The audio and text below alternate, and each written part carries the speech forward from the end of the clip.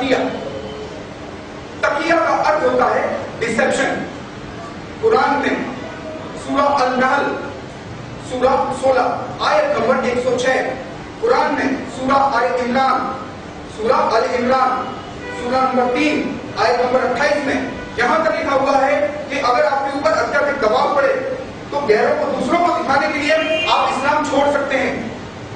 यह होता है तकिया। तकिया का इंग्लिश में अर्थ होता है डिसेप्शन। डिसेप्शन को हिंदी में हम छलावा कह सकते हैं।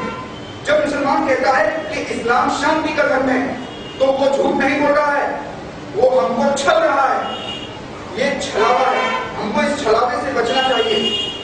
एक अमेरिका का आपको एक वाकया सुना।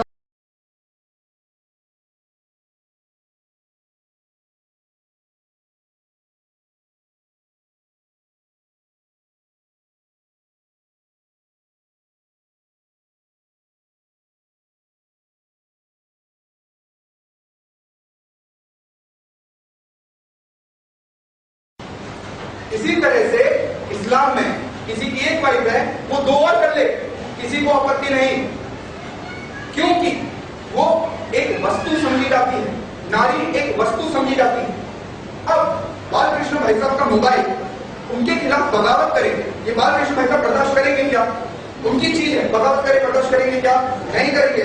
इसी तरह से इस्लाम में नारी की बगावत को कुचलने के लिए नारी को पढ़ाई पे पाबंदी है, नारी की पढ़ाई पे पाबंदी है, वो पढ़ाई नहीं कर सकती।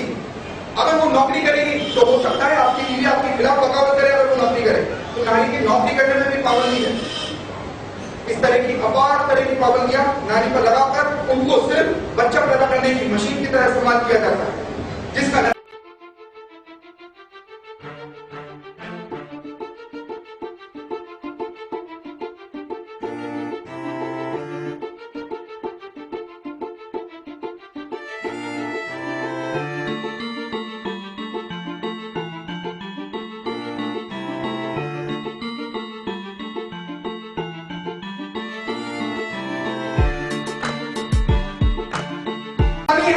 जो इस्लाम से पिछले 1000 सालों से लड़ रहे हैं।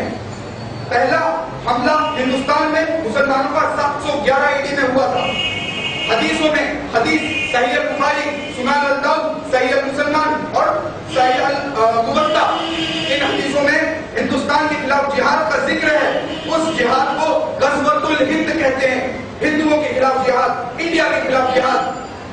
हम वीरता से लड़ते रहे, हमारे राजपूत वीरता से लड़ते रहे, छत्रपति शिवाजी महाराज लड़ते रहे, हमारे सिखों के 10 गुरु लड़ते रहे, तो आज हम यहाँ हिंदू बचे हैं। आप बात समझ रहे हैं? मुसलमानों से लड़ाई के अलावा दूसरा मार्ग नहीं निकलता है। एक मार्ग अगर कोई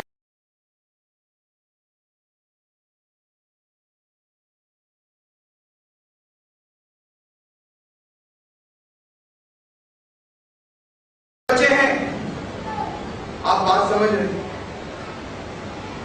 मुसलमानों से लड़ाई के अलावा दूसरा मार्ग नहीं निकलता है। एक मार्ग अगर कोई निकलता है तो वो है नरमपंथी मुसलमानों को हिंदू धर्म में